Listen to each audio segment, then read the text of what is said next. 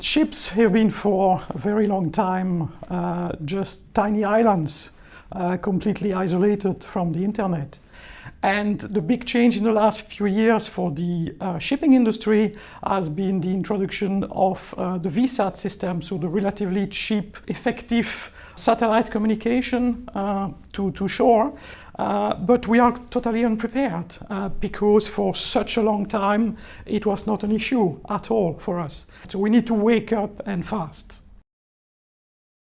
If you follow a little bit the kind of hacking community, you can see that this guy seems to be very excited with the prospect of a new industry that they could take advantage of. So they are becoming more and more knowledgeable on the ship system, and they see the shipping industry as, I quote, a low-hanging fruit that they can actually grab easily. Because the lack of cyber defense we have. So as soon as that happens, there is a risk of an attack on the control system of the ship. And that means navigation, that means propulsion, cargo, ballast, whatever. At that stage, if that happens, it's not anymore a question of a ransomware that will appear on a screen on a business system, and yes, you have lost your file. It could be something which is a danger to life or to environment, and it starts to be really a serious threat.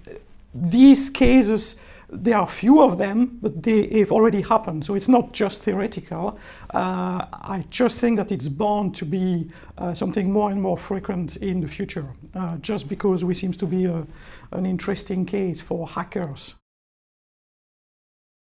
The book is targeting the weakest but most important link in the security chain, which effectively is the crew. So these guys are on the front lines, and we need to do everything we can to support them. The book is actually called a workbook, and that's very important. It's something which is very practical. There is not a lot of theory. Half of the book is actually checklist that you can follow, and that will help you in your day-to-day job for protecting the ship.